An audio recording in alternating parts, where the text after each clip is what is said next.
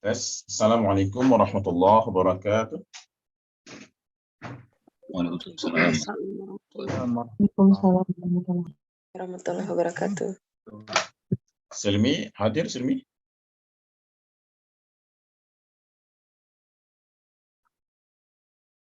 Halo? Ya Ustaz. Oke, Silmi bisa dibuka enggak?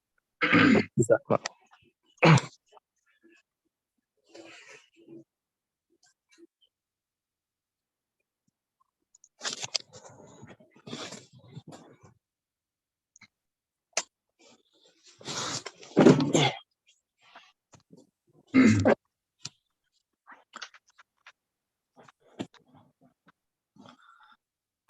Bismillahirrahmanirrahim. Assalamualaikum warahmatullahi wabarakatuh. Waalaikumsalam warahmatullahi wabarakatuh. Alhamdulillahirabbil alamin. Assalatu wassalamu ala asrofil anbiya'i mursalin sayyidina Muhammadin wa ala alihi wa ashabihi ajmain. Amma ba'd.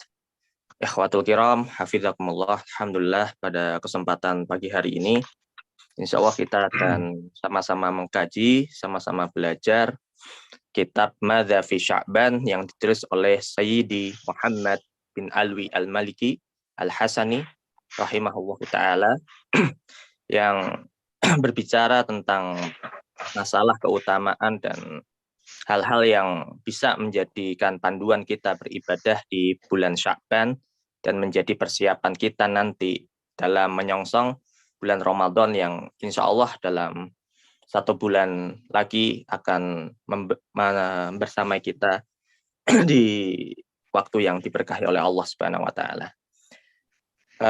Insya Allah pada pagi hari ini kita akan bersama guru kita Ustadz Fadil Al-Makki yang beliau juga ada di antara kita, sudah hadir alhamdulillah, di mana beliau ya sebagai pengenalan awal, beliau pengajar di Ma'had Khadimus Sunnah Bandung dan beliau juga memiliki pondok Darul Mutkin, Kutab Darul Mutkin yang ada juga di Bandung, dan beliau sendiri alumni Madrasah Sholatiyah Mekah ya. Dan insya Allah beliau punya sanad tersambung kepada Sayyid Muhammad yang insya Allah kita sama-sama mengambil berkah dari beliau, dari apa yang telah beliau pelajari bersama guru-guru beliau. Mungkin agar tidak memperpanjang waktu, kami serahkan waktu dan tempat kepada Ustadz Fadil. Tafadhol. Jazakallahu khairan katsira. Bismillahirrahmanirrahim. Assalamualaikum warahmatullahi wabarakatuh. Waalaikumsalam warahmatullahi wabarakatuh. Alhamdulillahirabbil alamin. Allahumma shalli wa sallim wa barik ala sayyidina wa maulana Muhammadin wa ala alihi wa ashabihi ajma'in. Amma ba'd. Allahumma inna nas'aluka 'ilman nafi'an wa fahman wasi'an wa rizqan wasi'an halalan tayyiban wa 'amalan mutaqabbala. Rabbi shrah li sadri wa yassir li amri wahlul 'uqdatam min lisani yafqahu qawli. Naam. Puji dan syukur mari sama-sama kita panjatkan kehadirat Allah Azza wa Jalla. Salawat serta salam kita limpahkan kepada Nabi kita Sayyidina wa Maulana Muhammad sallallahu alaihi wasallam beserta kepada para sahabat dan keluarga beliau. Masya Allah, hadirin peserta daurah keluarga besar Khadimus Sunnah Bandung yang berbahagia dan juga dari para peserta hadirin yang ikut untuk membahas sama-sama kitab Madza fi Sya'ban. Alhamdulillah, kitab ini hadirin sekalian adalah kitab yang ditulis oleh seorang ulama besar dan beliau asal Mekah dan beliau juga ahli hadis, di mana secara nasab beliau itu nasabnya para ulama. Ketika kita membaca kitab beliau dan kita lihat hadis-hadis yang beliau nukil, maka seyogianya tidak perlu kita perdebatkan lagi. Karena beliau terkenal sebagai seorang ulama ahli hadis. Dan beliau guru dari guru saya, berarti kakek guru. Naam. Syekh Malayan guru kami pernah mengatakan, hani'an liman qara'a alaihi kitab. Beruntunglah orang, sangat berbahagialah orang yang telah membaca kitab kepada beliau. Murid-murid beliau di Indonesia banyak. Dan di antara yang dianjurkan juga oleh para ulama, kalau kita baca kitab, kita lihat juga kitab itu ditulis oleh siapa. Oleh siapa kitab itu ditulis, karena amalan mereka, kondisi hati mereka, para ulama yang menulis kitab tersebut, ruh ulama kuatnya ruh ulama yang menulis kitab tersebut, itu akan memberikan bekas ataupun dampak yang baik pada kitab yang mereka tulis. Sehingga kitab mereka yang kita baca hanya beberapa kalimat saja memberikan dampak yang besar pada keimanan kita. Baik, kali ini kita akan membahas salah satu dari banyaknya kitab beliau, rahimahullahu rahmatan wasi'ah, yakni kitab yang berjudul Madza fi Sya'ban. Ada apa di bulan Sya'ban? Baik, di sini Silmi peserta ada 124 orang. Tentunya menarik bagi kita untuk sama-sama memahami ada bulan-bulan yang lain seperti Ramadan, Muharram, kemudian ada juga bulan Rabiul Awal ya. Di Rabiul Awal membahas Maulid, beliau menulis kitab yang lain. Namun yang menarik bagi kita di sini, kenapa beliau tidak membahas Madza fi Ramadan? Satu, Madza fi Muharram atau Madza fi Jumadil Ula. Tapi beliau membahas mengenai Madza fi Sya'ban. Karena ternyata dijelaskan juga dalam sebuah hadis bahwasannya bulan Sya'ban ini bulan orang sering lalai padanya. Bulan banyak orang melalaikannya. Kenapa? Orang banyak fokus di bulan Rajab, kemudian banyak memaksimalkan lagi di bulan Ramadan. Tentunya sebelum masuk bulan Ramadan, kita harus ada prepare dulu, harus ada persiapan dulu. Atlet saja kalau mau lomba, ada pelatihannya dulu, ada TC-nya dulu.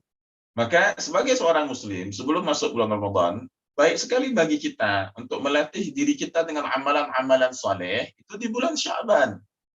Sehingga Nabi SAW mengatakan, Rajab syahrullah, wa Sya'ban syahri. Wa Sya'ban syahri kata Nabi.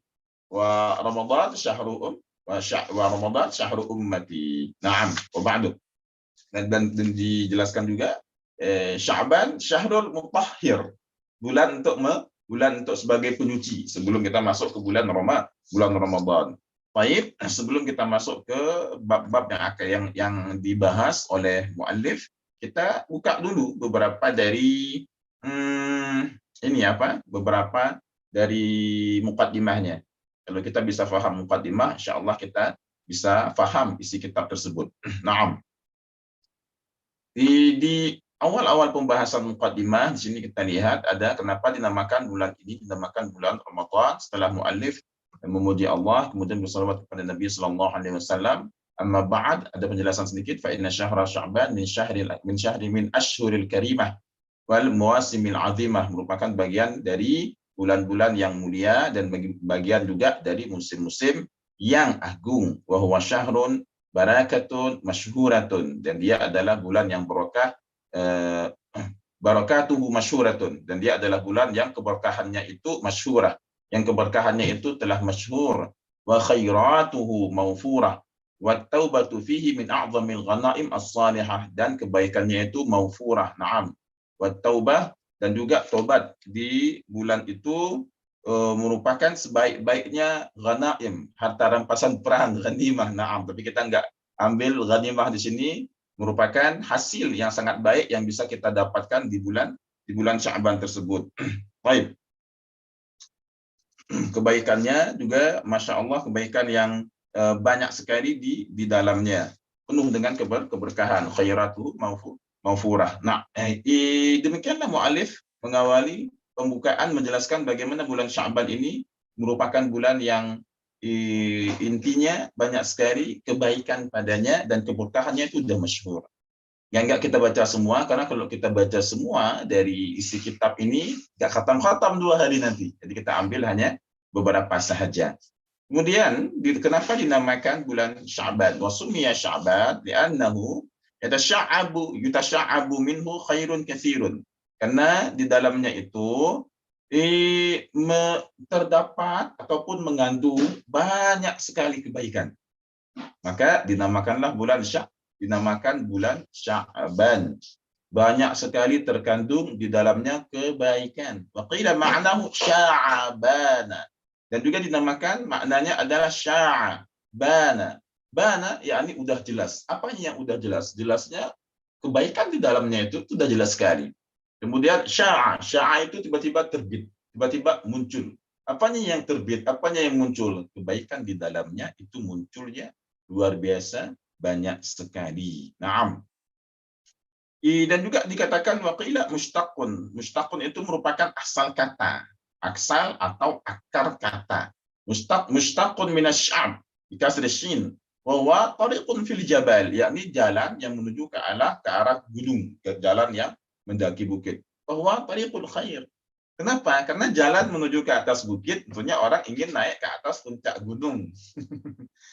Karena itulah bulan Sya'ban ini bulan yang baik, bulan yang keberkahannya itu udah masyhur. Kebaikan di dalamnya itu wah melimpah-limpah. Maghfurah itu kalau bahasa orang Melayu itu maghfurah bersepak-sepak. Terlalu banyak sekali. Naam. Dan taubat sangat dianjurkan di dalamnya, merupakan hasil yang sangat baik sekali untuk kita ambil. Karena kita mau masuk bulan Ramadan. Jadi kita sucikan dulu diri kita. Kita perbanyak taubat dulu. Kita ambil kebaikan di bulan Sya'ban.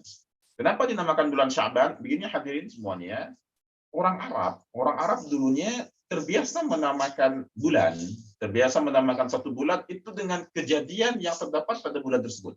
Silmi, hadir? Hadir Ustadz.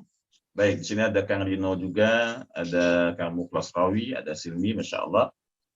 Kenapa orang Arab menamakan satu bulan? Kalau bahasa kita itu Silmi cocok logi. Kayak Ramadan gitu kan. Kenapa dinamakan dengan Ramadan? Karena diambil dari kata ramda. Ramda itu panas yang luar biasa itu. Terakhir Anda di Mekah itu Silmi panas sampai 50 derajat. Subhanallah. Dan pernah tawaf di tengah siang itu kayak panas sekali di sini. Naam. Jadi mereka menamakan Ramadan karena panasnya luar biasa. Baik kita pahami ya. Kemudian dinamakan juga bulan Sya'ban. Kenapa? Karena beberapa definisi tadi. Di antaranya terkandung di dalamnya banyak sekali kebaikan. Kemudian sya'a itu maksudnya udah muncul dia, udah terbit dia. Bana udah jelas. Apanya yang muncul? Muncul kebaikan semua. Apanya ban? Apanya yang udah jelas? Yakni kebaikannya udah jelas. Baik, kita nggak perpanjang lagi. Kemudian kita masuk ke sedikit fa'aqulu wabillahi taufiq. Kita lihat bagaimana tambahan dari penulis di sini, dari guru kita, dari ulama Mekah, yakni Syekh Said Muhammad Alwi Al-Maliki. Setelah kita fahami banyak sekali kebaikan yang terkandung di dalam bulan Ramadan, kemudian di bulan Sya'ban, kemudian kenapa dinamakan bulan Sya'ban, dan kita lihat juga kebiasaan dari orang-orang Arab. Apa sebab mereka menamakan bulan ini dengan nama seperti ini? Apa sebab mereka menamakan bulan itu dengan nama seperti itu?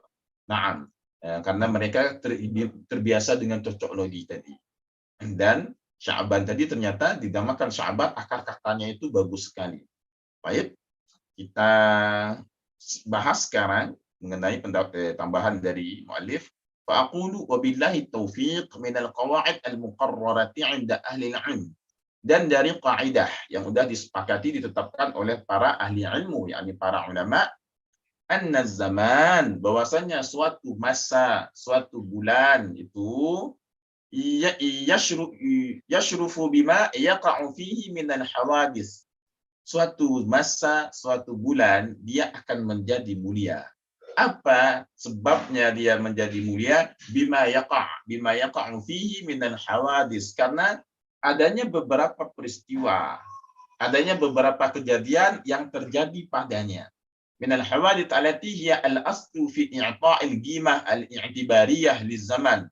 Yang mana peristiwa itu merupakan menjadi i'tibariyah, qimah i'tibari, menjadi asli, menjadi sebab, menjadi asal fi i'ta'il qimah, dalam pemberian suatu nilai i'tibariyah lizaman.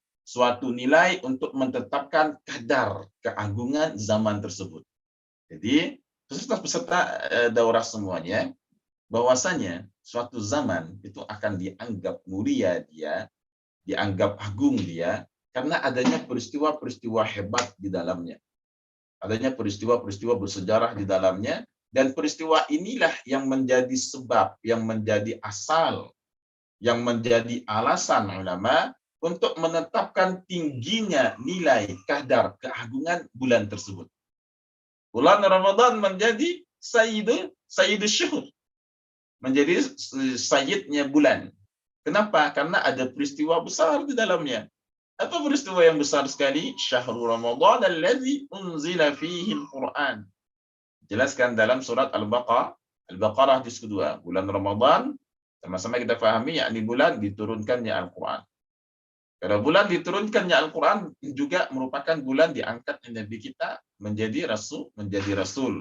Naam. Al-Quran turun dari Lauhul Mahfuz ke langit dunia dulu. Kemudian dari langit dunia baru turun ke Rasulullah secara berangsur-angsur. Baik, ini pembahasan yang lain. Yang kita ingin ambil bagaimana bulan Ramadan diangkat menjadi penghulu segala bulan dan sebaik-baik bulan karena di dalamnya lah diturunkannya Al-Quran. Tamam. Demikian juga bulan Sya'ban. Bulan Sya'ban mendapatkan banyak sekali kebaikan di dalamnya. Terdapat banyak sekali keagungan di dalamnya. Kenapa? Karena di dalam bulan Sya'ban ada banyak peristiwa-peristiwa yang agung, peristiwa-peristiwa yang berkaitan dengan sejarah risalah Nabi kita Muhammad sallallahu alaihi wasallam. Maka tambahan dari kami, kalau tadi kan dari muallif, min al-qawaid al-muqarrarah 'inda ahli al-'ilmi anna az-zaman yashrafu bima yaqa'u fihi min al-hawadis. Zaman itu akan dianggap mulia dia. Kenapa? Karena adanya beberapa peristiwa yang terjadi padanya. Allati hiya al-aslu fi i'ta'il qimah, yang merupakan asal, sebab, alasan dari para ulama untuk menetapkan kadar keagungannya.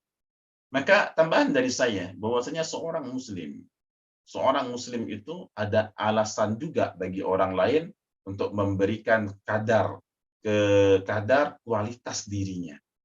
Apa itu Ustaz? Yang pertama keimanannya. Yang kedua, keilmuannya. Yang ketiga, adabnya.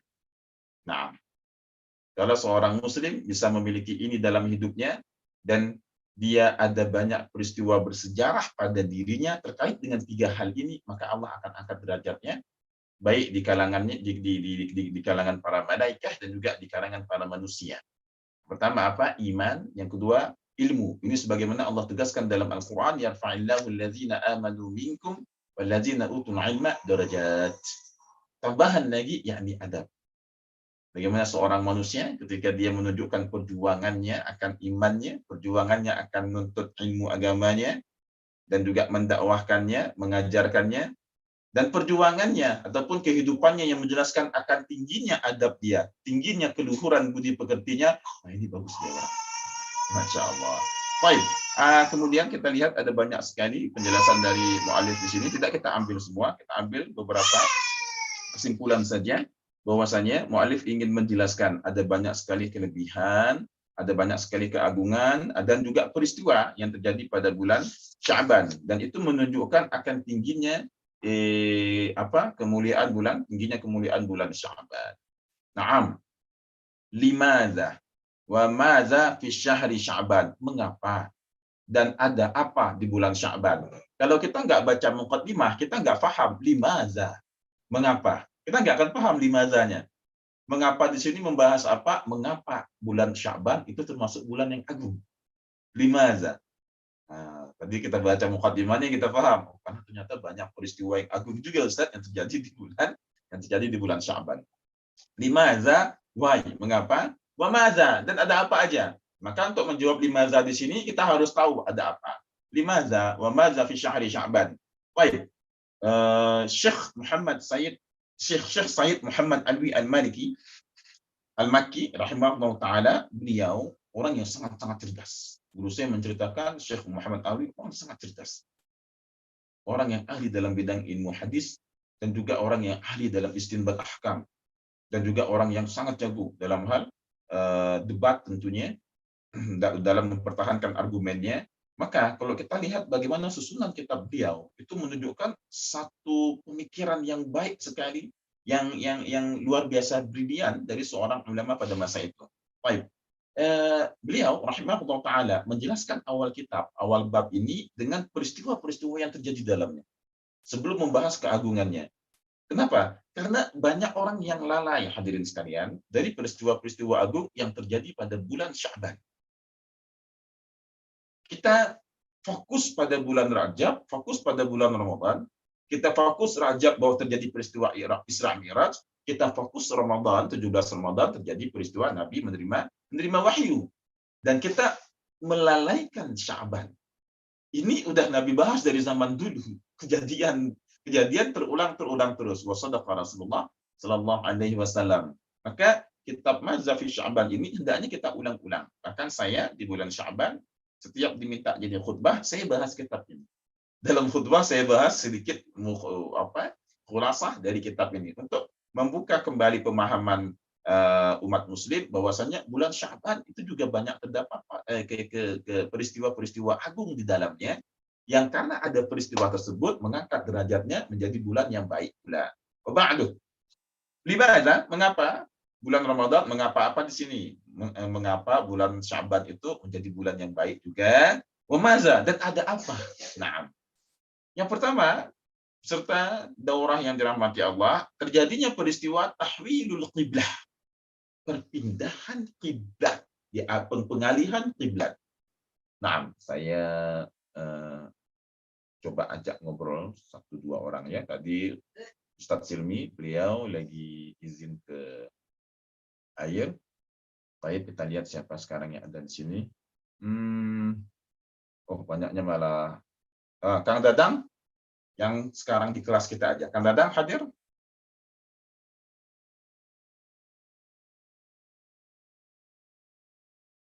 Baik, sepertinya sedang sibuk, nggak apa-apa lah. Saya coba bawa kajian tanpa harus ngobrol aja. Labas. Kang Muttaqin hadir? Kang Muttaqin di Depok ini. Hadir, Ustaz. Hadir ya. Sekarang antum kelas semester berapa? Tidak sempat. Masya Allah. Kitab hadis apa sekarang? Sunan apa? Abu Dawud, Ustaz. Abu Dawud. Masya Allah. Naam. Tolong temani daurah ya. Ini Ustaz Silmi ke belakang barusan. Baik, kita lanjutkan. Karena fi syahri Sya'ban tahwilul qiblati min Baitil Maqdis ila Al-Ka'bah. Bahwasanya di dalam bulan Sya'ban ada peristiwa pengalihan kiblat dari Baitul Maqdis ke Ka'bah Baitullah. Wa qad kana sallallahu alaihi wasallam, dan Nabi kita sallallahu alaihi wasallam yantadhiru zalika, menunggu peristiwa perpindahan kiblat tersebut bi raghbatin qawiyatin, dengan harapan yang sangat, dengan raghbah yang sangat mengharap terjadinya pengalihan kiblat. Kenapa? Begini hadirin sekalian, sedikit saya singgungnya dan kita akan mengambil beberapa peristiwa fikih sirahnya dari peristiwa ini. Sebelum Nabi Sallallahu Alaihi Wasallam hijrah ke kota Madinah, di kota Madinah itu lumayan banyak dengan orang-orang Yahudi, dan memang banyak mereka, ratusan jumlahnya, lumayan banyak dihuni oleh orang-orang Yahudi. Ustaz Fadil kok bisa menyimpulkan ratusan? Kita buka sedikit kitab Nurul Yaqin. Ketika peristiwa perang Uhud itu banyak orang-orang Yahudi ingin ikut campur juga, ingin membela, ingin bergabung dengan pasukannya Nabi Sallallahu Alaihi Wasallam, dan jumlah mereka lumayan ramai. Tapi Nabi menolak. Padahal saat itu jumlah kaum musyrikin itu 3.000-an, dan kaum muslimin awalnya keluar 1.000, sampai di perbatasan kota Madinah hanya tinggal 700 saja, 300 nggak ikut keluar kota Madinah. Kemudian datanglah satu pasukan yang besar, dan itu ternyata orang-orang Yahudi. Nabi tanya siapa mereka. Beberapa sahabat Ansar menjawab, itu orang-orang Yahudi. Nabi nggak mau dibantu oleh orang-orang Yahudi karena mereka merupakan orang-orang yang nggak bisa dipegang omongannya, suka berkhianat. Nah, itu terjadi ketika peristiwa perang Khandaq, ataupun perang Ahzab. Hal tersebut terjadi di mana orang-orang Bani Quraidah ingin mencurangi Nabi Sallallahu Alaihi Wasallam. Baik, kita ingin membahas dari awal lagi peristiwa tahwilul qiblah. Apa sebabnya? Hadirin sekalian, peserta daurah, kita sama-sama pahami sebelum Nabi hijrah ke kota Madinah, orang-orang Yahudi mereka udah mulai menetap di kota Madinah, dan jumlah mereka lumayan banyak. Bahkan mereka ada 3 bani. Yang pertama Bani Nadir, yang kedua Bani Qainuqa, yang ketiga Bani Quraidah. Ada 3 bani mereka. Dan sebagian dari bani ini juga tinggalnya bukan di pinggiran kota Madinah, tapi ikut berbaur dengan orang-orang Ansar pada saat itu. Baik. Apa sebab yang membuat mereka tinggal di kota Madinah? Ini perlu kita pelajari juga. Apa sebab yang membuat mereka tinggal di kota Madinah? Karena mereka mengetahui dengan pasti di mana kota yang nantinya akan menjadi kota tempat hijrahnya Rasulullah Sallallahu Alaihi Wasallam. Al-Quran menjelaskan di juz 2 surat Al-Baqarah allazina atainahumul kitaba ya'rifunahu kama ya'rifuna abna'ahum. Orang-orang ahlul kitab mereka mengenal Rasulullah sallallahu alaihi wasallam sebagaimana mereka, yakni orang-orang ahlul kitab tersebut mengenal anak-anak mereka. Maka Sayyidina Umar bin Khattab pernah coba nanya ke salah seorang pendeta dari Nasara saat itu, apa betul kalian mengenal Rasulullah itu jauh lebih mengenal daripada kalian mengenal anak-anak kalian? Maka pendeta itu menjawab, iya betul, kami sangat mengenal.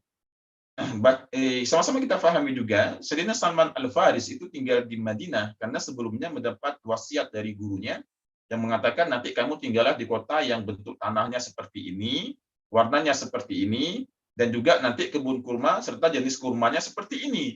Lihat, dari warna tanahnya aja mereka tahu, bagaimana bentuk kebun kurmanya aja mereka tahu. Karena itulah Salman Al-Farisi kemudian pun menunggu Rasulullah di Madinah. Setelah Rasulullah hijrah, kemudian beliau pun masuk Islam. Naam. Jadi sama-sama kita pahami, kita tarik dulu landasannya, bahwasanya orang-orang Yahudi, mereka tinggal di kota Madinah banyak. Ngapain? Karena mereka tahu kota Madinah merupakan kota yang akan menjadi tempat hijrahnya Nabi akhir zaman. Maka kalau kita lihat terjadi perbedaan perdebatan agama, tapi ini bukan bidang saya ya, teologi bukan bidang saya hanya paham sekilas saja. Kalau kita lihat perdebatan agama, ada sebagian yang mengatakan bahwasanya dalam kitab mereka tidak disebutkan Rasulullah Sallallahu Alaihi Wasallam. Nah, ini tentunya berbeda dengan apa yang kita pahami. Yang kita pahami sama-sama, semua nabi-nabi terdahulu mereka meyakini akan adanya nabi akhir zaman. Dan Rasulullah Sallallahu Alaihi Wasallam dalam sebuah hadis ketika sahabat bertanya, wahai Rasulullah, coba ceritakan kepada kami mengenai diri kamu. Yakni sahabat ingin mengetahui detail mengenai Rasulullah. Apa jawaban dari Rasulullah? Aku ini adalah jawaban dari doa Nabi Ibrahim dan Bushra. Bushra, kabar gembira dari Nabi Isa. Jawaban dari Nabi Ibrahim, bagaimana Nabi Ibrahim pernah berdoa, selesai Nabi Ibrahim meninggikan Ka'bah, Nabi Ibrahim berdoa agar kepada kaumnya diutus seorang Rasul. Rabbana ub'ats fihim rasulan minhum ila akhir ayat. Naam. Barakallahu fikum.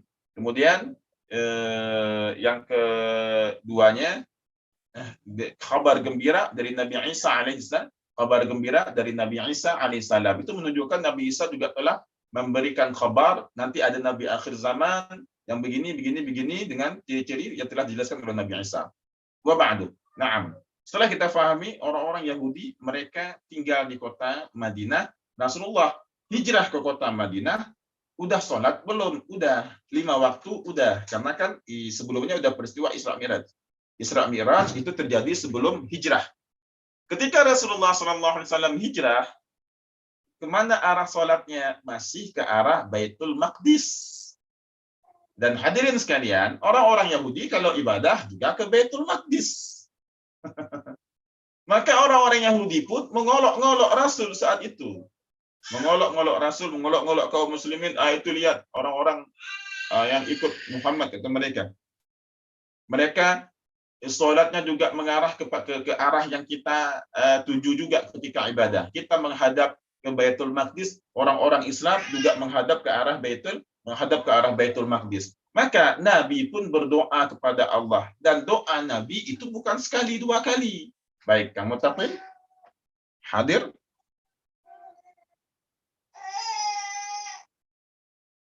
Enggak apa-apa, mungkin lagi sibuk. Hadir. Ya, Hadir, Ustaz. kamu Taqil Rasulullah Sallallahu Alaihi Wasallam kalau berdoa sekali diijabah nggak oleh Allah? Dijawab, Ustaz. Diijabah kan ya? Dijawab, Ustaz. Oke, baik. Di sini, di peristiwa perpindahan kiblat, Nabi tidak berdoa sekali 2 kali, tapi sering. Mana bunyi ayatnya? Lagi-lagi dalam surat Al-Baqarah, juz 2. Qad nara taqalluba wajhika fis sama. Taqallaba, taqallabu, taqalluban. Taqallaba itu berarti bolak-balik. Dan bukan taqlubu, tapi taqallaba, tafa'ala. Kalau udah bertambah huruf, maka bertambah pula makna. Tafa'ala di situ perbuatan yang dilakukan di fi'il tersebut bukan sekali 2 kali, tapi banyak. Maka Nabi SAW sering berdoa saat itu sampai menghadap ke arah langit. Itu menunjukkan doa Nabi sangat-sangat tekun sekali, sangat-sangat kontinuitas sekali, berulang kali Nabi lakukan. Sampai di sini penulis menjelaskan waqad kana sallallahu alaihi wasallam yantadiru zalika bi raghbatin qawiyatin. Dan Nabi sallallahu alaihi wasallam menunggu jawaban dari Allah itu dengan harapan yang sangat besar. Harapan yang sangat besar sekali. Naam. Kenapa? Karena yang pertama, Nabi sallallahu alaihi wasallam tidak suka amalan kaum muslimin itu mengikuti ada yang serupa dengan amalan orang Yahudi. Bagaimana hadirin sekalian? Nabi kita paling tidak suka amalan kaum muslimin ini ada keserupaan, ada kesamaan dengan orang Yahudi. Maka ketika orang-orang Yahudi, mereka itu mengolok-olok kaum muslimin, kiblatnya sama, Nabi pun berdoa kepada Allah agar dirubah kiblat tersebut. Naam. Apa Ustaz peristiwa lain yang Nabi tidak suka amalan kita menyerupai orang Yahudi dalam bulan Ramadan? Ini kan Ramadan kita ini kan. Orang Yahudi itu kalau sahur cepat-cepat. Kalau misalnya azan subuh itu jam 4:20, sekarang azan subuh udah telat. 5 kurang 10 udah azan sekarang. Naam. Kalau misalnya kita batasan untuk sahur itu pas ketika azan jam 5 kurang 10, orang Yahudi jam 3 udah makan kalau puasa mereka. Jam 3 mereka udah makan. Dan kalau dalam Islam disunahkan ta'jil, untuk menajilkan di situ, untuk bersegera berbuka. Kalau misalnya jam 6:10 udah azan, langsung buka. Jangan tunggu jam 8 nanti baru buka. Orang Yahudi kebalikan. Orang Yahudi kalau buka puasa itu udah maghrib pun mereka suka menundanya. Padahal udah boleh buka. Nah, apalagi dalil yang menunjukkan Nabi nggak suka amal ibadah kita menyerupai orang Yahudi. Puasa Asyura. Ketika Nabi datang ke kota Madinah, tanggal 10 Muharram, Nabi lihat semua orang banyak berpuasa dari orang Yahudi. Maka Nabi bertanya, "Mahadza, apa ini?" Orang-orang Ansar menjawab, "Ya Rasulullah, itu orang-orang Yahudi berpuasa karena mereka ingin merayakan selamatnya Nabi Musa ketika dikejar oleh Fir'aun." Apa kata Nabi? "Nahdu ahaqqu bi Musa minhum."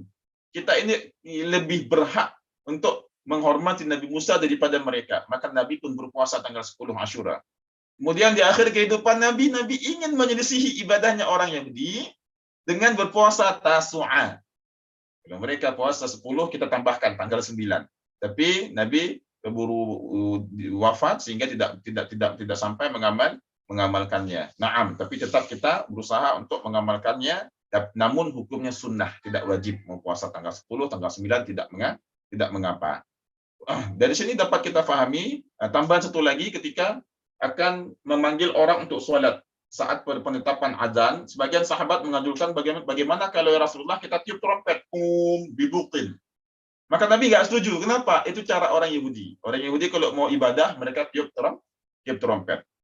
Sehingga hadirin sekalian peserta daurah yang dirahmati Allah, hendaknya kita menjaga anak-anak kita, menjaga keturunan kita agar mereka tidak mengikuti gaya hidup orang-orang Yahudi. Tidak mengikuti cara-cara beragama orang Yahudi. Dan Nabi juga mewasiatkan kita, nanti umat muslim ini pelan-pelan, selangkah demi selangkah, terus akan mengikuti cara kehidupan orang-orang ahlul kitab zaman dulu. Maka sebisa mungkin kita tidak mengikuti jejak-jejak dari orang-orang Yahudi dan orang-orang yang tentunya tidak layak bagi kita untuk mengikuti kehidupan serta cara ibadah mereka. Naam, kisah yang panjang tapi memberikan satu hikmah bagi kita, fikih sirah bagi kita ya. Bagaimana kehidupan kita ini benar-benar menjadi seorang muslim, kita benar-benar meyakini jalan yang ditinggalkan oleh Nabi kita, itulah jalan yang lurus. Baik, kita lihat berapa lama kaum muslimin saat itu menghadap ke arah Baitul Maqdis. Wa qala Abu Hatim Al-Busti rahimallahu taala shalla al-muslimuna ila Baitul Maqdis 17 syahran wa 3 ayyamin sawa. 17 bulan 3 hari kurang lebih. 17 bulan plus 3 hari itu kurang lebihnya kaum muslimin salat menghadap ke arah Baitul Maqdis. Sisanya dari perpindahan kiblat yang terjadi di waktu salat zuhur. Dalam sirah Nabawiyah dijelaskan ketika Nabi sedang salat zuhur, nah disitulah terjadi perpindahan kiblat. Dari peristiwa tersebut sampai sekarang kita menghadap ke arah Baitullah, Ka'bah Baitullah. Maka jangan heran kalau misalnya dijelaskan Baitul Maqdis di Gaza, di sana, di Palestina sana, merupakan kiblat pertama umat Islam. Wa ba'du, kita buka bab kedua karena ada 3 bab yang akan kita bahas hari ini, sisanya kita akan bahas besok insyaallah. Raf'ul a'mal, diangkatnya amalan-amalan. Min mazaya. Mazaya yakni keutamaan ataupun kemuliaan. Dari kemuliaan bulan Sya'ban. Naam. Kemuliaan bulan Sya'ban, dari kemuliaan bulan Sya'ban yang ma'ruf. Min mazaya syahr Sya'ban al-ma'rufah, yang ma'ruf raf'ul a'mali fish. Dan ini bukan hanya peristiwa diangkatnya amalan secara sedikit-sedikit, bukan. Tapi ini diangkatnya amalan kita, wa huwa ar-raf'ul akbar wal awsa'. Pengangkatan amalan kita yang besar, yang luas. Sampai beberapa ulama itu suka menyingkatnya rakerma, rapat kerja malaikat.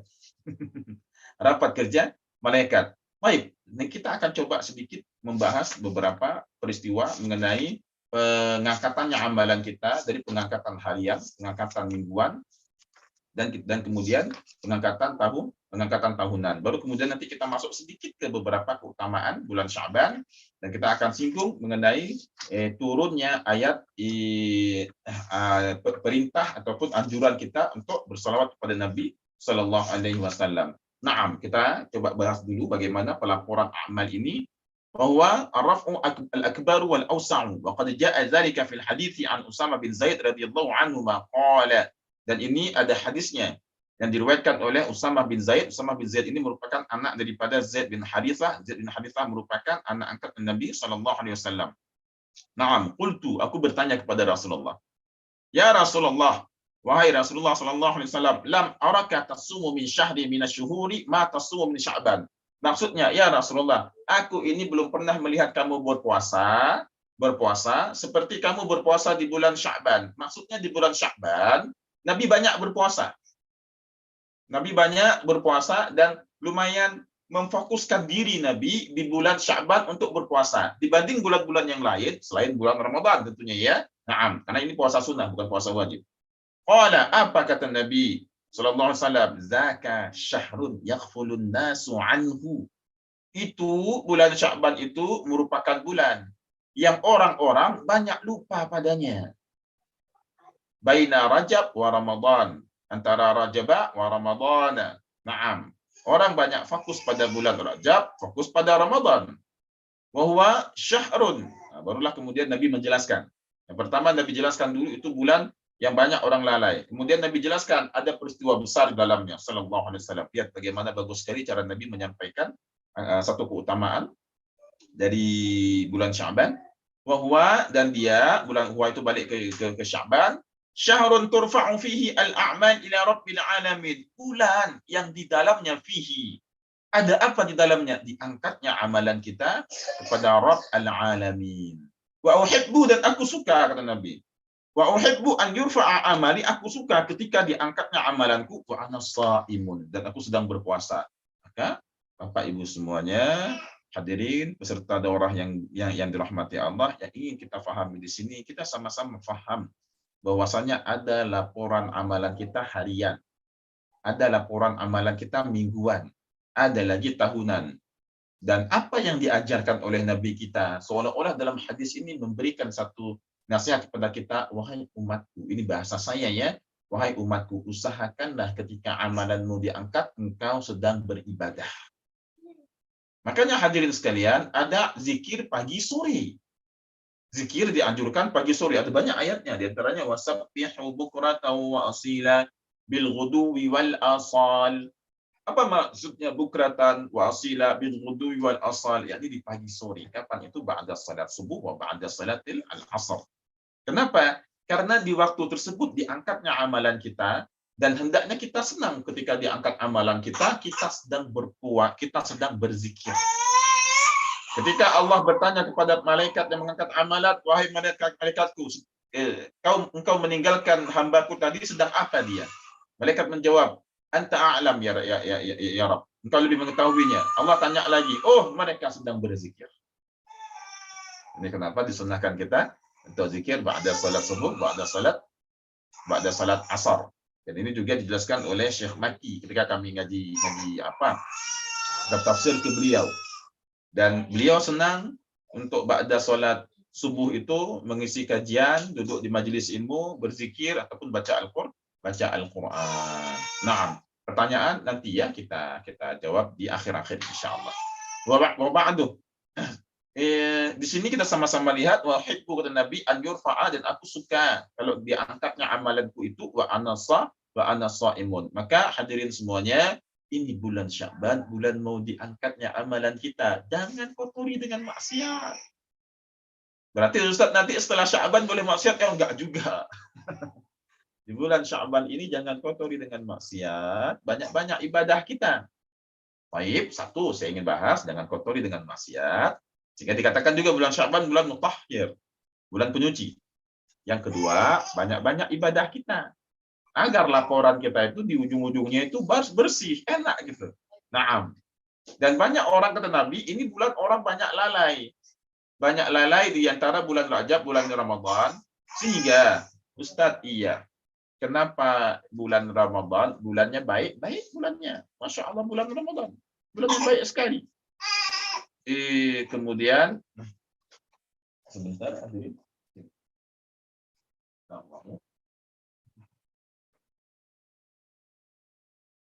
Ramadan bulannya baik, masjid juga ramai ketika bulan Ramadan, amalannya banyak, kita sholat tarawih, sholat witir.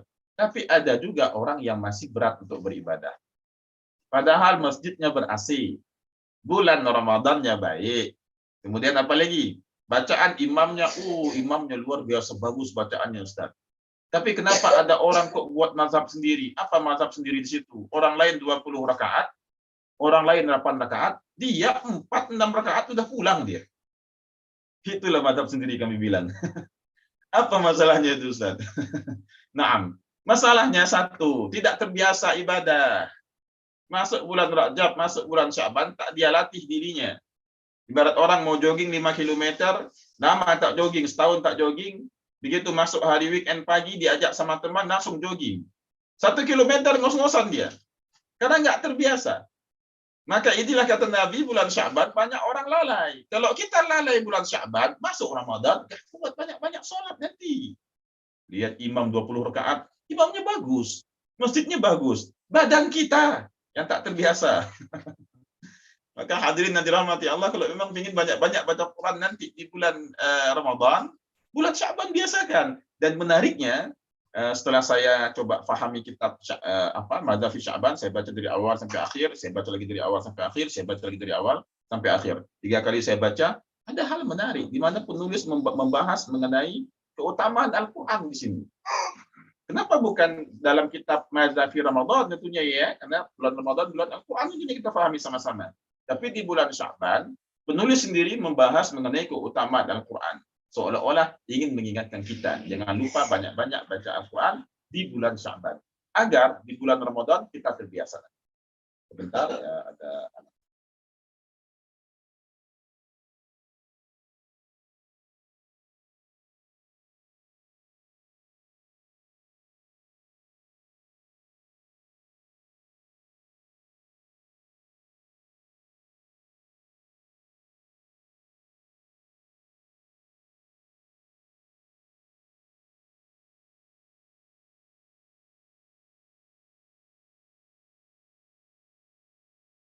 Baik, kita lanjutkan ya. Setelah kita pahami tadi bagaimana Nabi kita sallallahu alaihi wasallam wa uhibbu an yurfa'a amali wa ana shaimun, dan Nabi senang diangkatnya amalan ibadah dan Nabi sedang berpuasa.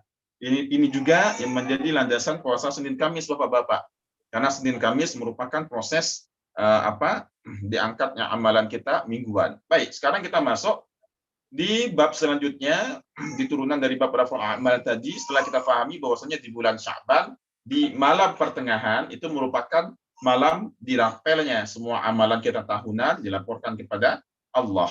Sekarang kita lihat bagaimana laporan amalan kita di siang hari dan juga di malam hari. Wa ba'du, diriwayatkan di sini di kitab Sahih Muslim an Abi Musa radhiyallahu anhu qala qama fina Rasulullah sallallahu alaihi wasallam bi 5 kalimati faqala. Nabi sallallahu alaihi wasallam berdiri di antara kami, kemudian Nabi menyampaikan 5 kalimat. Innallaha azza wa jalla la yanamu wa la yanbaghi lahu an yanam. Bahwasanya Allah Subhanahu wa taala tidak tidur dan tidak layak bagi Allah untuk tidur. Wa yakhfadu al-qista wa yarfa'uhu, dan Allah mengurangi pembagian qista, dan juga Allah menambah, mengangkat. Yurfa'u ilaihi amalul lail qabla amalin nahar, diangkatnya amalan malam sebelum diangkatnya amalan siang. Wa amalun nahari qabla amalil lail, dan amalan siang itu akan diangkat sebelum masuk ke malam hari. Hijabuhun nur law kasyafahu, ini ada panjang sekali, kita enggak baca semuanya karena waktu yang. La ahraqat sabahatu wajhihi man taha ilaihi basaruhu min khalqihi. Yang ingin kita fahami di sini bahwasanya amalan malam yurfa'u ilaihi amalul lail qabla amalin nahar, amalan malam itu diangkat dulu. Masuk siang hari kita buat ibadah lagi, baru kemudian diangkat amalan siang. Kapan diangkatnya? Diangkat amalan malam itu ba'da salat subuh. Dari ba'dal asar sampai kemudian waktu subuh kita beramal. Kalau kita ada tahajud, ada witir, alhamdulillah diangkat amalan. Maka kalau ada waktu, usahakanlah untuk duduk sebentar berzikir. Kapan? Ba'da salat subuh. Kalau ada waktu, duduklah kita sebentar. Kapan? Ba'da salat asar. Karena di dua waktu tersebut merupakan proses diangkatnya amalan kita. Dan kita senang kalau misalnya amalan kita dilaporkan langsung kepada Allah, kondisi kita sedang berzikir kepada Allah. Waba'du, setelah kita fahami ada proses pengangkatan amalan, maka kita ditarghibkan, kita dianjurkan untuk menjaga amalan ba'da salat subuh dan juga ba'da salat asar. Dalam kitab Maraqi al-Ubudiyah, syarah daripada Bidayatul Hidayah, Imam Ghazali dalam kitab Bidayatul Hidayah menjelaskan, ba'da salat subuh itu hendaknya kita mengerjakan satu daripada 4 hal. Apa Kang Rudi Sahrudi, pada salat subuh kita mengerjakan satu daripada 4 hal. Yang pertama, qiraatul Quran. Yang kedua, zikir. Yang ketiga, doa. Yang keempat, tafakkur. Ini kata Imam Ghazali dalam kitab Bidayatul Hidayah. Kalau ingin lihat penjelasannya, kita buka kitab Maraqi al-Ubudiyah yang ditulis oleh Syekh Nawawi Al-Bantani. Jadi seorang muslim hendaknya di ba'da salat subuh mengamalkan satu dari 4 amalan tadi. Ustaz, hari ini saya ingin baca Quran, silahkan. Hari ini ingin banyak-banyak doa, silahkan. Hari ini ingin berzikir, silahkan. Apa Ustaz zikir yang baik yang kami baca di ba'da salat subuh itu? Ada banyak zikir. Tapi saya menganjurkan zikir, dan zikir ini juga dinukil oleh Syekh Muhammad Alwi Al-Maliki dalam kitab beliau Abwaabul Faraj. Subhanallahi wa bihamdihi, subhanallahil azim, astaghfirullahal azim 100 kali. Subhanallahi bihamdihi, subhanallahil azim, astaghfirullahal azim 100 kali. Ini diajarkan oleh guru saya juga, Syekh Malayan. Selain dapat pahala, di antara fadilahnya yang lain, dimudahkan urusan rezeki. Sangat-sangat dimudahkan. Baik, ba'da salat asar juga hendaknya ada waktu yang kita luangkan walaupun sebentar. Sehingga sebagian ulama mengatakan, kalau memang kita di masa muda dulu lalai dari beribadah kepada Allah, usahakan di masa tua 4 waktu bisa kita maksimalkan. 1 sebelum subuh, 2 setelah subuh, 3 sebelum maghrib, 4 ba'dal maghrib. Kami ulangi, 1 sebelum subuh, 2 setelah subuh. Sebelum subuh banyak-banyak doa dan istighfar. Dijelaskan juga wal mustaghfirina bil ashar, orang-orang yang beristighfar di waktu sebelum subuh, yakni waktu sahur. Ayat yang lain dalam Az-Zariyat, wa bil ashari hum yastaghfirun, dan di waktu sahur mereka beristighfar. 1. Yang kedua, ba'da salat subuh. Banyak sekali juga dalil menjelaskan. Yang kedua sebelum maghrib, yakni ba'da salat asar tadi ya, ketika ghurubus syams. Yang keempat, ba'dal maghrib, yakni waktu qiraah. Sebagian ulama mengatakan ba'dal maghrib waktu qiraah. Apakah qiraatul kitab ataupun qiraatul Quran. Ba'du, sekarang kita buka raf'ul usbu'i. Kita lihat di sini raf'ul usbu'i merupakan waktu diangkatnya amalan kita itu mingguan. Wa 'ardul a'mali 'ala Allah tabaraka wa ta'ala, dan juga merupakan waktu dilaporkannya amalan kita kepada Allah selama mingguan. Hadis riwayat Imam Muslim di sini, Imam Muslim an Abi Hurairah radhiyallahu anhu qala, Dari Abi Hurairah bahwasanya beliau meriwayatkan Rasulullah Shallallahu Alaihi Wasallam bersabda, tu'aradu, dilaporkan. Apa yang dilaporkan di sini? Tu'radu al-a'malu fi kulli yawmin khamsina wa ithnin. Dilaporkan kepada Allah amalan seorang hamba itu setiap hari Khamis dan hari Senin. Fa yaghfirullahu ta'ala li kulli imri'in la yusyriku billahi syai'an illa ma kanat bainahu wa baina akhihi syahna. Dan Allah mengampuni dosa sesiapa saja yang tidak mensyirikkannya, kecuali kalau ada satu orang dengan orang lainnya itu syahna, masih bermusuhan, masih dendam, masih suka ghibah. Maka hadirin yang dirahmati Allah, urusan kita dengan Allah, kita banyak-banyak istighfar, taubat betul-betul, Allah akan ampuni kita. Urusan kita sama manusia, kadang kita minta maaf kalau dia belum ridha, coba selesaikan baik-baik.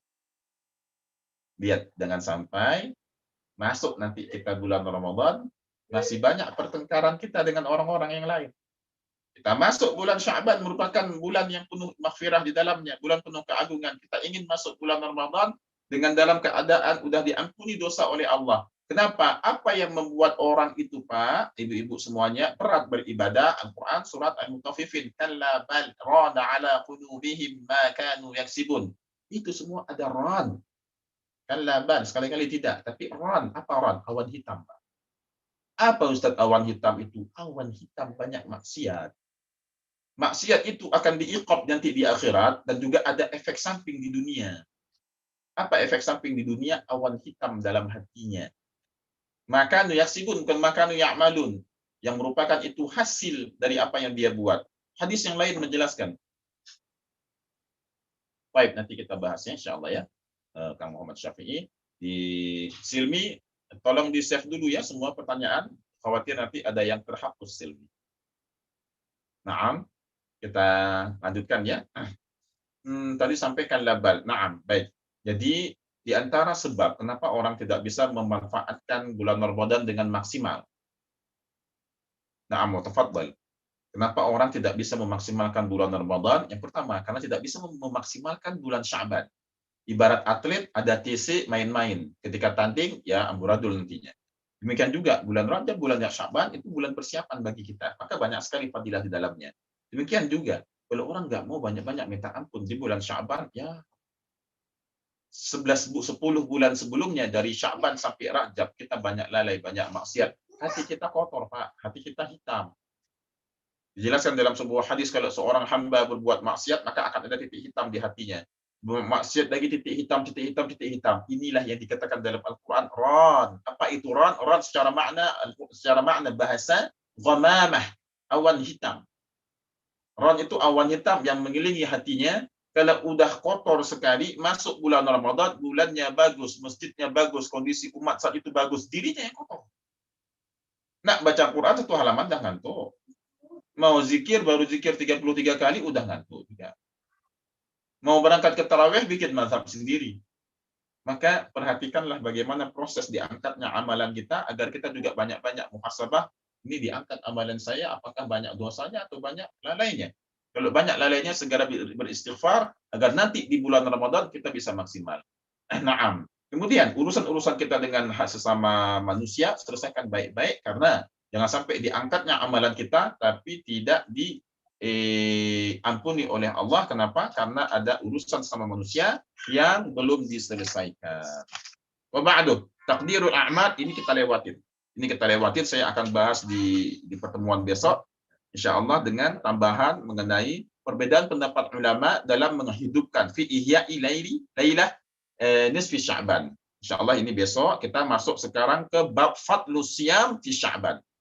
Sebelum kita lanjutkan, saya akan ambil review karena kita udah hampir 1 jam ya. Di awal tadi kita bahas apa? Hadirin semuanya, mu'allif. Kita bahas mu'allif dulu. Bagaimana penulis kitab ini adalah salah seorang ulama, dan Kang Mukhlas Rawi, Kang Asep Deni, Kang Rudi, berkahan bagi kita bisa mengkaji kitab dia. Orang kalau ngaji kitabnya ulama yang Masya Allah, yang bersih hatinya itu, tak bosan-bosan kita ngaji kitab. Ada beberapa kitab ulama yang itu saya senang sekali membacanya. Hampir 2-3 hari sekali saya pasti baca kitab dia. Gak bosan-bosan saya baca. Sampai saya bingung. Ini saya udah baca bab ini udah berulang kali, udah saya baca bertahun-tahun saya baca, tapi tak bosan-bosan. Kenapa? Keikhlasan si penulis. Kondisi hati dan kuatnya amalan serta kuatnya ruh si penulis saat menulis kitab tersebut. Maka akan teteh sekalian, tambahan dari kami, kita buka kitab usul fikih, banyak ulama nulis kitab usul fikih. Kita buka kitab usul hadis, banyak ulama. Kita buka kitab usul tafsir, banyak ulama tulis kitab usul tafsir. Ambillah kitab ulama yang hatinya bersih, niatnya ikhlas.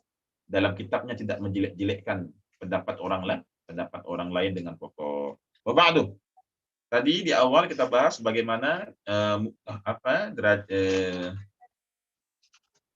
luar biasanya muallif, yakni Syed Muhammad Alwi Al-Maliki. Ihtiram kita juga kepada beliau. Banyak sekali kiai-kiai di Indonesia merupakan anak didik beliau dulunya. Kemudian kita lihat bagaimana beliau menukil sedikit mengenai muqaddimah daripada kitab ini, membahas mengenai penamaan orang Arab akan bulan Sya'ban. Dan tadi sempat kita bahas juga ya, orang Arab itu menamakan satu bulan dengan keadaan bulan tersebut. Dan ternyata keadaan bulan Sya'ban sendiri orang Arab mengakuinya ada banyak sekali kebaikan, keberkahan di dalamnya. Kita nggak singgung lagi karena tadi sudah kita bahas. Kemudian bagaimana beliau juga menjelaskan akan satu kaidah ya. Suatu bulan itu dianggap tinggi derajatnya karena peristiwa yang terjadi di dalamnya. Lalu kita bahas juga ada apa saja di bulan Sya'ban. Yang pertama terjadi peristiwa perpindahan kiblah. Kemudian ada peristiwa diangkatnya amalan kita dan laporan amal tersebut baik secara tahunan, kemudian juga baik secara mingguan dan juga baik secara tahunan yang merupakan pelaporan akbar serta ausa. Sekarang mari sama-sama kita coba untuk memahami keutamaan bulan Sya'ban, karena sebagian orang itu tidak akan mau taat kalau nggak paham. Nggak akan mau taat kalau nggak paham. Orang nggak mau makan kurma kalau nggak tahu fadilah kurma. Orang nggak mau minum madu kalau nggak tahu fadilah madu. Orang akan berat untuk olahraga kalau nggak tahu akan fadilah olahraga. Orang yang ngejomblo pun nggak akan mau untuk menikah kalau nggak tahu romantisnya bulan madu. Ini buat yang jomblo banyak di sini nih. Baik, setelah kita tahu kelebihannya, keutamaannya, barulah hati kita ini lebih tenang untuk patuh dan taat. Nah, sekarang kita buka apa saja fadilah bulan Sya'ban agar kita ini lebih memperhatikan lagi bulan Sya'ban dan melihat kondisi kita bagaimana bermuamalah dengan bulan Sya'ban. Waqala Waqad su'ila, ada yang pernah bertanya kepada Nabi sallallahu alaihi wasallam, ayus shaum, puasa apa wahai Nabi yang paling baik setelah ba'da Ramadan, setelah puasa Ramadan. Naam. Dalam hadis yang lain, Nabi menjelaskan puasa yang baik itu merupakan puasanya Nabi Daud. Puasanya Nabi Daud. Naam. Tapi kali ini yang berkaitan dengan bulan, karena pertanyaannya setelah bulan Ramadan. Qala Sya'ban, yakni bulan Sya'ban li ta'zimi Ramadan. Bulan Sya'ban untuk mengagungkan atau untuk menghormati, maka kita menerjemahkan itu sesuai dengan konteks hadirin sekalian. Ta'zim itu secara umum bahasanya agung, tapi saya lebih senang di sini bukan cuma agung Kang Rudi, tapi juga menghormati. Sya'ban li ta'zimi Ramadan. Ibu-ibu sekalian yang dirahmati Allah, ibu-ibu itu kalau mau datang lebaran, sibuknya luar biasa. Yang bikin kuih lah, yang hias ini itulah luar biasa. Untuk apa dihias? Untuk menyambut hari Idul Fitri, Ustaz. Kenapa enggak pas hari hanya dihias segala macam, bikin kuih segala macam? Ya enggak sempat lah Ustaz. Ini kan bagian dari kita menghormati akan agungnya hari Idul Fitri. Demikian juga bulan Sya'ban itu dianjurkan kita untuk berpuasa di dalamnya agar menjadi satu penghormatan dan pentakziman kita kepada bulan Ramadan. Maksudnya, latih diri kita. Saya pernah lalai dulu. Anak saya di bulan Sya'ban, enggak saya biasakan puasa. Ketika masuk bulan Ramadan, hari kedua muntah-muntah dia. Tapi saya senyum-senyum aja ke istri, saya bilang ini salahnya kita. Salahnya kita karena tidak mendidik dia di bulan Sya'ban untuk berpuasa. Nah, tetapi ada aturan fikih puasa di bulan Sya'ban. Nah, insyaallah yang agak panjang-panjang minggu depan besok kita bahas aturan fikihnya mengenai puasa bulan Sya'ban. Tidak dianjurkan juga untuk puasa full di bulan Sya'ban, tidak. Khawatir nanti lelah badannya ketika masuk bulan Ramadan. Kang Rudi bulan Sya'ban puasa full. Ini ulama tidak menyetujui ini. Begitu masuk Sya'ban, Ustaz saya kecapean. Naam. Dan hari-hari menjelang bulan Sya'ban, bulan Ramadan itu tidak jadi disunahkan puasa lagi. Karena khawatir udah masuk bulan Ramadan. Wa ba'du fa ayyu shadaqati afdal? Qala. Ditanyakan kepada Nabi, sedekah apa itu yang paling baik? Nabi menjawab, sedekah fi Ramadan, sedekah di bulan Ramadan, sedekah di bulan Ramadan. Naam, ada banyak sekali kebaikan di bulan Ramadan, di bulan Sya'ban, sehingga beberapa hadis kita lihat di sini meriwayatkan bahwasanya Nabi sallallahu alaihi wasallam itu banyak sekali puasa. Banyak sekali puasa di bulan Sya'ban. Dan di bab ini juga ada beberapa penjelasan mengenai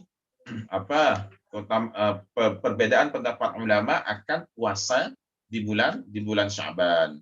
Labas, tapi tidak akan kita bahas mengenai bagaimana fikih puasanya. Mudah-mudahan besok kita ada waktu, kita akan bahas yang jelimetnya ya, mengenai fikih fikih puasa di bulan Sya'ban. Baik, ini ada banyak sekali. Naam. Kita buka ke beberapa halaman ke depan, masih mengenai kelebihan di bulan Sya'ban, keutamaan di bulan Sya'ban. Naam. Ada hadis yang menjelaskan di sini bagaimana Nabi menjelaskan. Imam Al-Ajluni dalam kitab beliau menjelaskan Sya'ban syahri.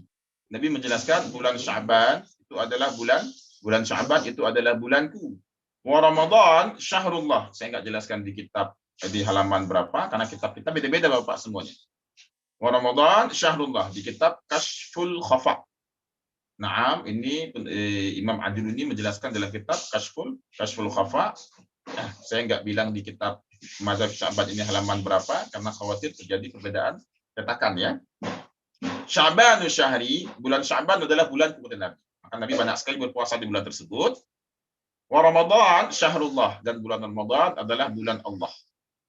Wa Sya'ban al-mutahhir. Apa maksudnya Ramadan syahrullah? Dan dalam hadis yang lain juga dikatakan Ramadan adalah bulannya umatku. Maksudnya di sini syahrullah, di sini bulan Ramadan merupakan bulan yang kita banyak sekali beribadah untuk Allah. Hadis yang lain sebelumnya dijelaskan Rajab syahrullah, bulan Rajab syahrullah, wa Sya'ban syahri, Sya'ban adalah bulanku, wa Ramadan syahru ummati, dan Ramadan adalah bulan umatku. Itu kalau hadis di halaman sebelumnya. Kenapa Ustaz? Kalau di halaman sebelumnya dikatakan bulan Rajab adalah bulan Allah. Tapi kok di sini dalam kitab Kashful Khafa ini dinukil hadis Ramadan adalah bulan Allah. Apakah terjadi perbedaan di sini? Bukan. Ini bisa kita gabungkan, bisa kita jam'u maknanya insyaallah.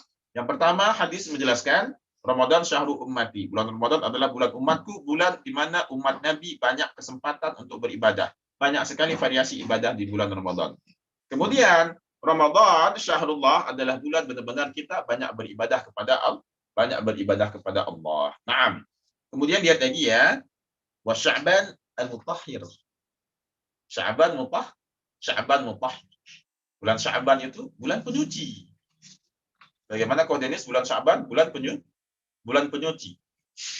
Nah, penyuci dari apa? 10 bulan banyak lalai. Sebelum masuk Ramadan, kita banyak-banyak menyucikan diri dulu di bulan Sya'ban. Apa Ustaz menyucikan diri itu? Banyak-banyak ibadah. Maka Habib Umar bin Hafid beliau menjelaskan sesungguhnya puasa kita, zikir kita, sholat kita, selain untuk mengerjakan perintah dan mengharap ridha Allah, juga untuk, ini tambahan dari saya, juga untuk membersihkan hati kita. Apa? Kodenis membersihkan hati kita. Kenapa? Al-Quran menjelaskan begini, Kodenis, illa man atallaha biqalbin salim. Kecuali yang datang nanti menghadap Allah dengan hati yang bersih, hati yang selamat. Silakan PSI bau-bau. Baik.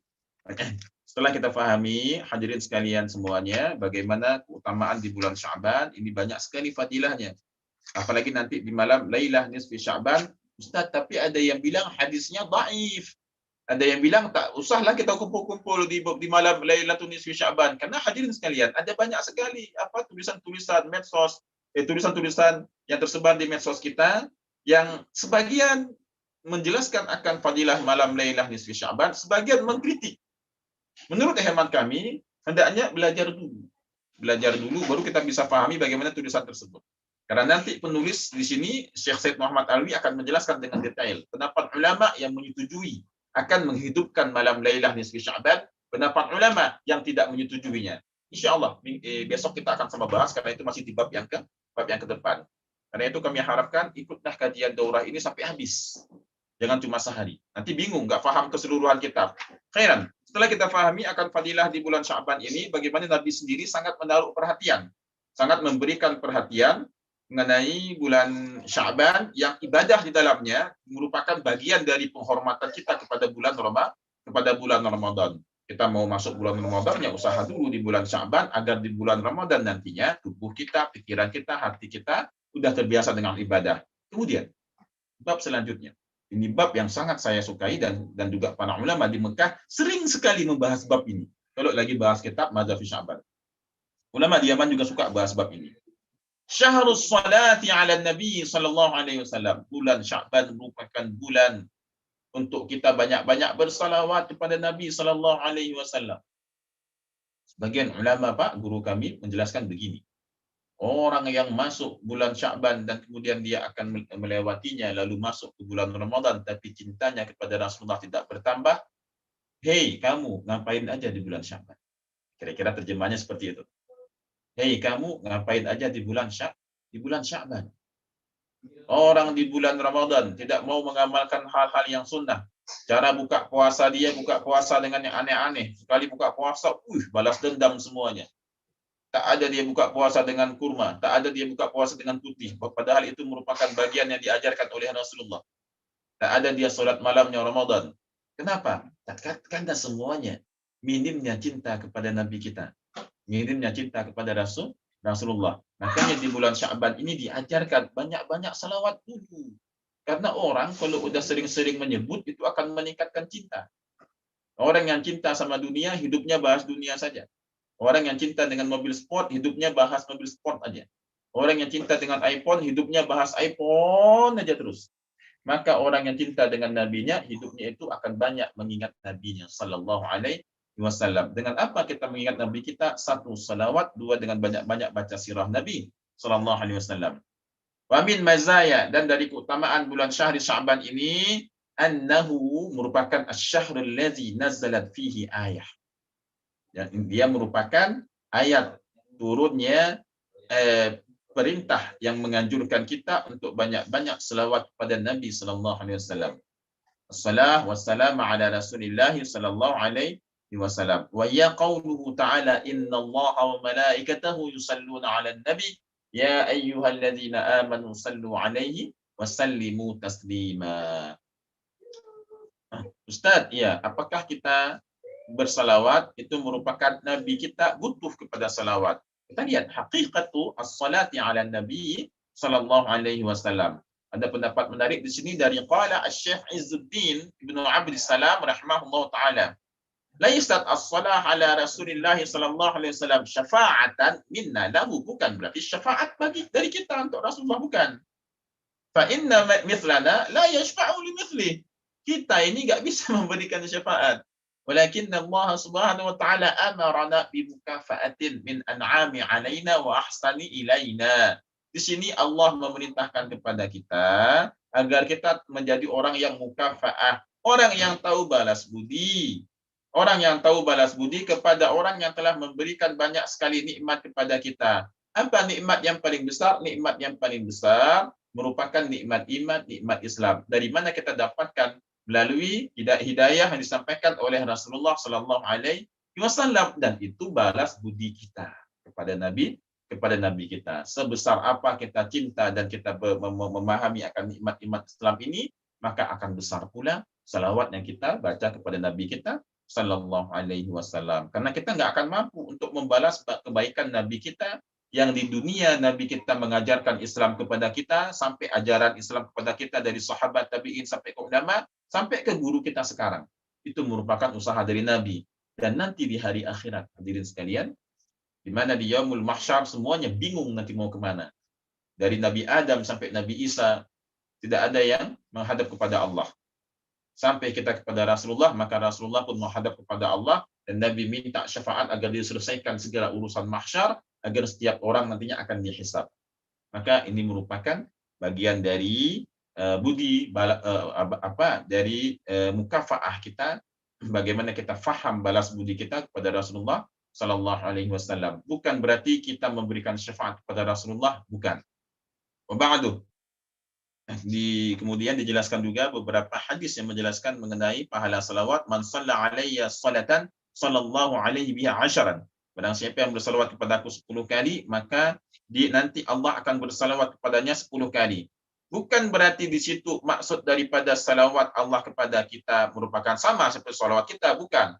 Qala al-Qadi Iyad, di sini Qadi Iyad menjelaskan qauluhu sallallahu alaihi wasallam man shalla alayya wahidah sallallahu alaihi ashran ma'nahu rahmatuhu wa tad'ifu ajruh.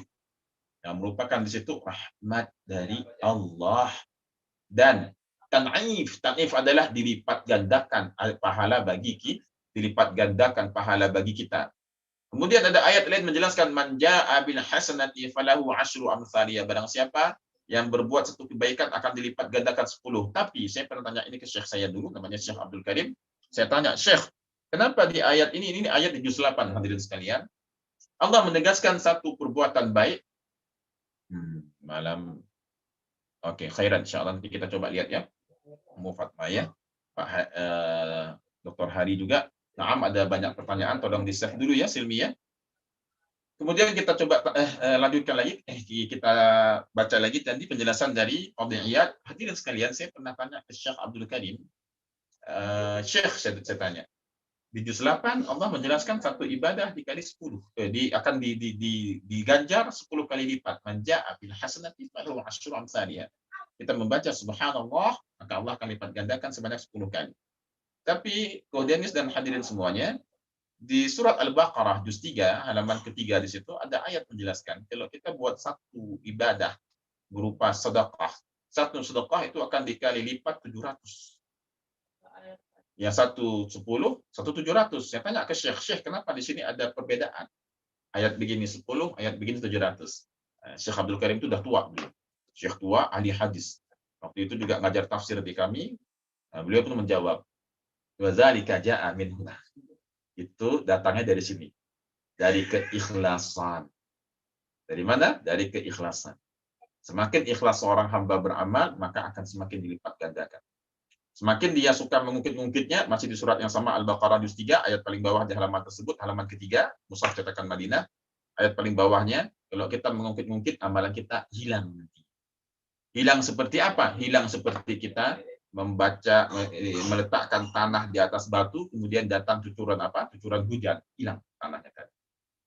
Dan juga dalam kitab Riyadhus Shalihin dijelaskan bahwasanya amalan itu akan terus ditan'if, dilipat gandakan, sehingga orang yang bersalawat kepada Rasulullah 10 kali saja, maka akan dilipat gandakan oleh Allah sebanyak 100 kali.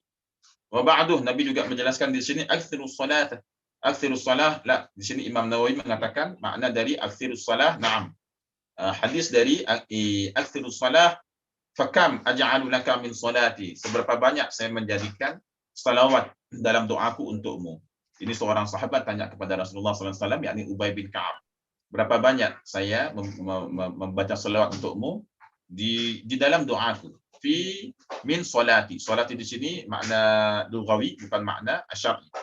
Bukan berarti salat, tapi doa. Qala ma syi'ta, ya seterserah kamu, semampu kamu. Qultu ar-rubu', apakah seperempat? Qala ma syi'ta wa in zidta fa huwa khairun.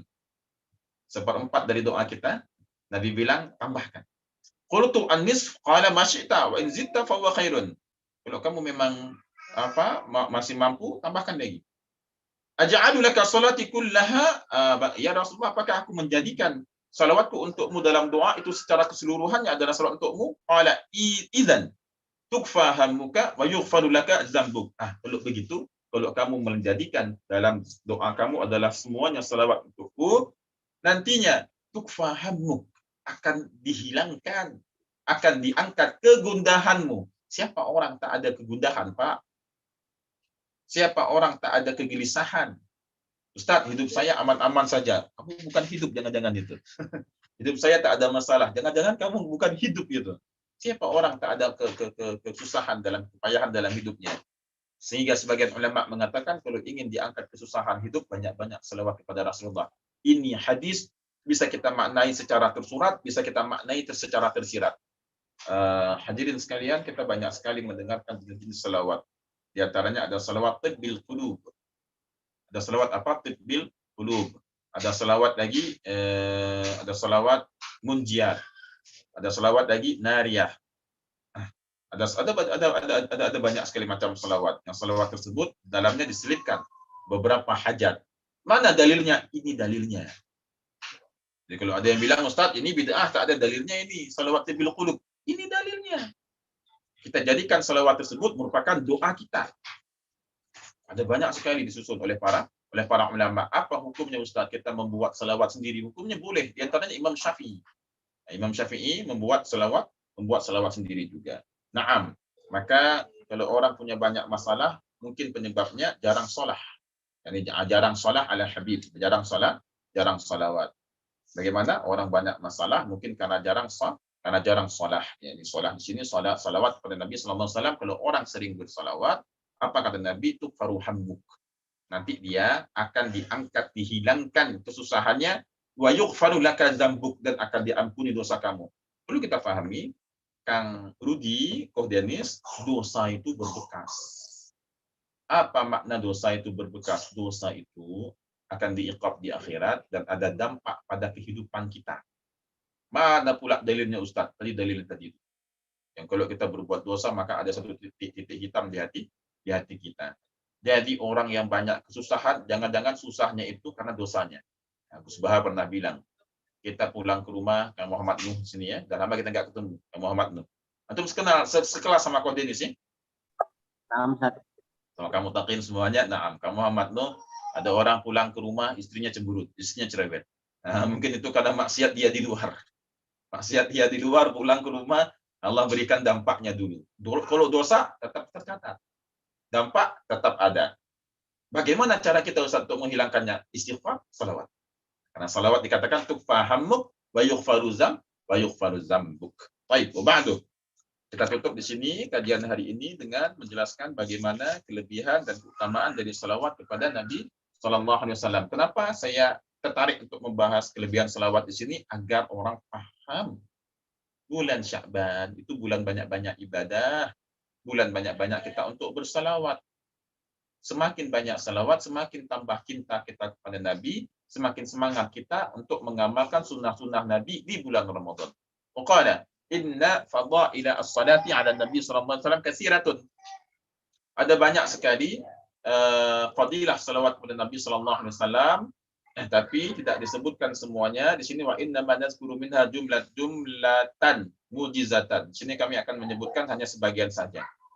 Yang pertama, inna man yusalli ala Nabi sallallahu alaihi wasallam yusalli Allahu alaihi 10 salawat. Barang siapa yang di sini bersalawat kepada Nabi sekali saja, maka Allah akan bersalawat kepadanya sebanyak 10 kali. Apa maksudnya Allah bersalawat kepadanya? Allah akan memberikan rahmat kepadanya. Dan Allah juga akan meningkatkan, mentaifkan, melipat gandakan pahalanya. Kita baca satu hadis di sini yang diriwayatkan oleh Imam Ahmad an Abdurrahman bin Auf, daripada Abdurrahman bin Auf radhiyallahu anhu qala kharaja Rasulullah sallallahu alaihi wasallam, bahwasanya Nabi sallallahu alaihi wasallam keluar, fa'at ba'atuhu hatta dakhala nakhlan. Aku pun ikut, kata siapa? Abdurrahman bin Auf, sampai kami masuk ke nakhlan itu kurma, ke kebun kurma. Fasajada, maka kemudian Rasulullah pun sujud. Fa'atala sujuda hatta khiftu aw khasyitu an yakuna Allah qad tawaffahu aw qabadah. Aku pun takut jangan-jangan ini nanti Rasulullah wafat, karena lama sekali sujudnya Nabi sallallahu alaihi wasallam. Faji'tu anzur, maka aku pun datang, aku lihat. Farafa'a sallallahu alaihi wasallam ra'sahu faqala, maka Rasulullah pun mengangkat kepala. Hati Abdurrahman bin Auf tenang, karena dah deg-degan tadi. Ini Rasulullah sujud lama kali kan. Faqala malak ya Abdurrahman, ada apa Abdurrahman? Qala fadzakartu dzalika lah, aku pun menyebutkan bahwasanya aku takut ada kenapa-kenapa pada diri Nabi.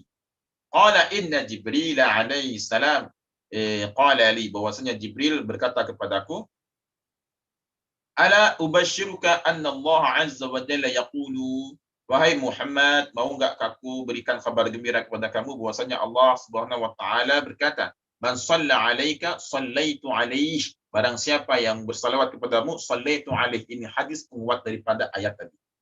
Ini hadis penguat daripada ayat. Ketika ada ayat, kemudian ada hadis lain yang mendukungnya, itu bukan perkara sepele. Wa man sallama 'alaika, dan barang siapa yang bertaslim kepada kamu, di antaranya salawat kita, wa sholli wa sallim. Maka bapak-bapak kalau kita bersalawat, usahakan tambah sigat ya Allahumma shalli wa sallim, bukan Allahumma shalli ala langsung, tapi Allahumma shalli wa sallim ala. Naam, jadi biar masuk ke dalam hadis ini. Atau di ujung, Allahumma shalli wa sallim wa barik ala sayyidina maulana Muhammadin wa ala alihi wa sahbihi wa sallim. Tambahkan di ujungnya. Wa ba'du, apa kata Jibril tadi?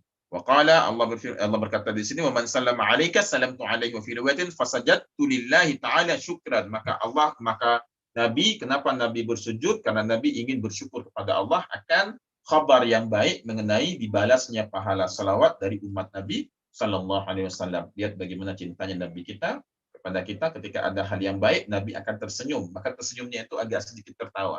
Karena Nabi sallallahu alaihi wasallam dalam kitab Syama'il jarang tertawa sampai jarang seperti ini.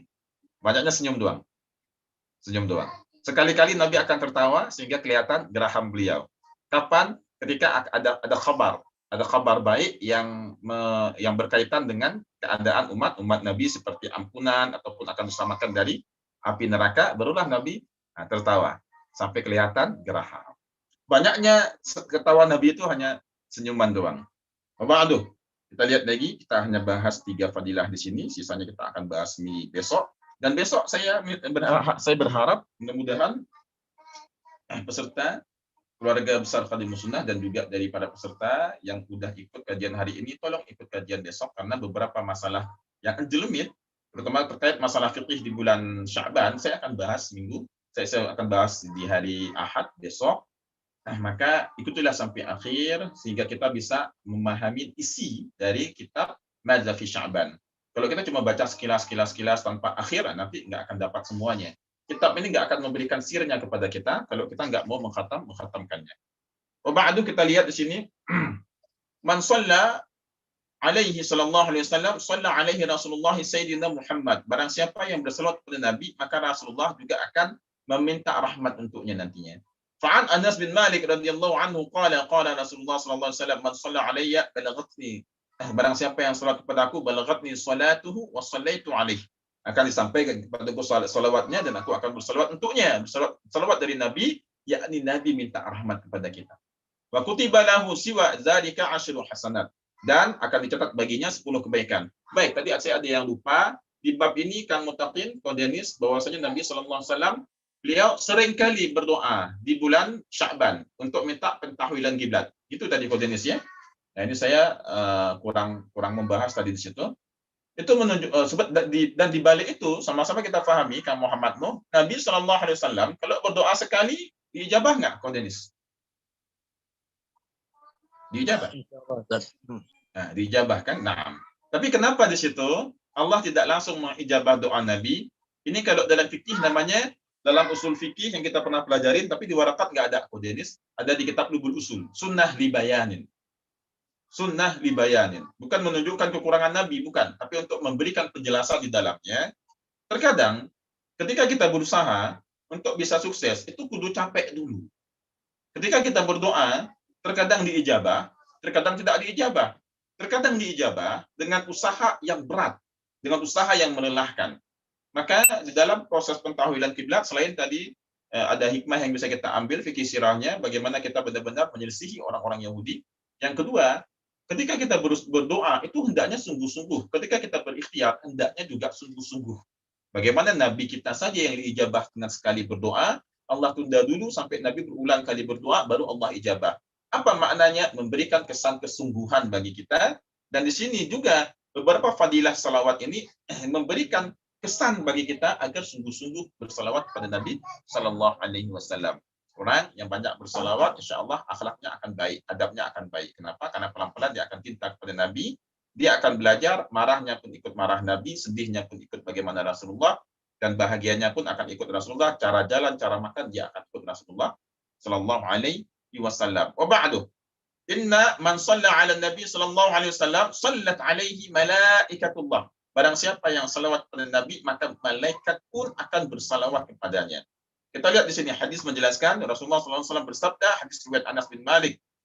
Qala Rasulullah SAW, "Aktsiru sholata alayya yaumil jum'ah." Perbanyaklah salawat untukku di hari Jumat, fa innahu atani Jibril anifan. Bahwasanya Jibril itu baru aja datang. An rabbish, datang dari sisi Allah Azza wa Jalla. Faqala ma 'alal ardi min muslimin yusalli 'alaika maratan wahidah. Tidaklah seorang muslim di atas bumi ini yang bersalawat kepadamu wahai Muhammad sekali.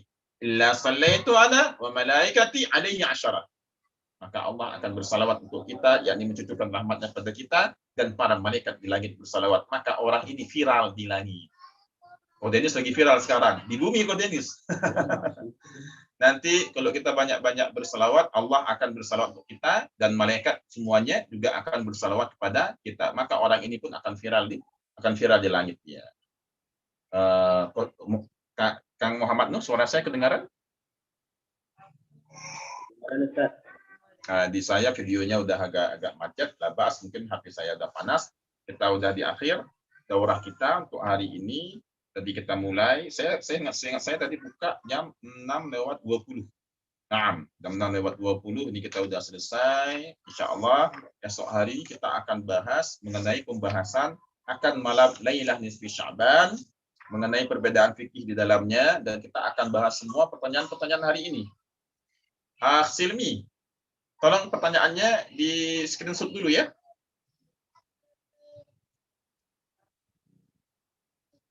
Halo?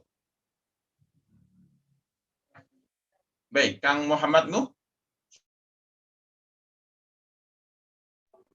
Ustaz.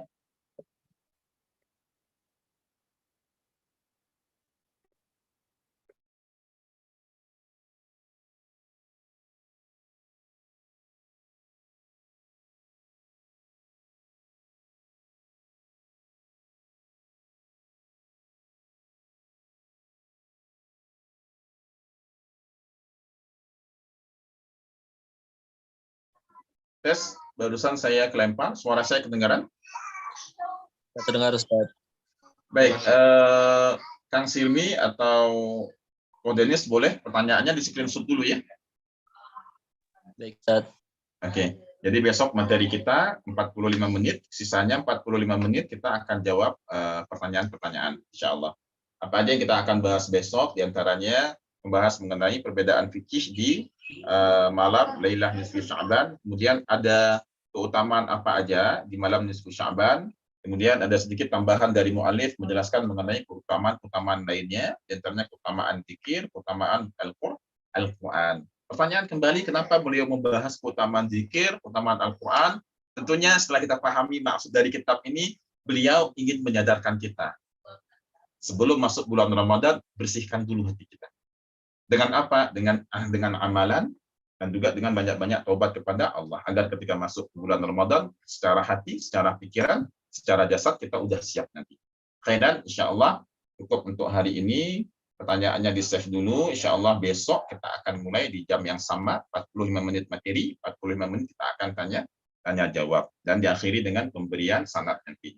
Barakallahu fikum, Allahumma inna nas'aluka 'ilman nafi'an wa fahman wasi'an, wa rizqan wasi'an halalan thayyiban wa 'amalan taqabbala. Subhanaka Allahumma bihamdika asyhadu an la ilaha illa anta astaghfiruka wa atubu ilaik. Assalamualaikum warahmatullahi wabarakatuh. Waalaikumsalam.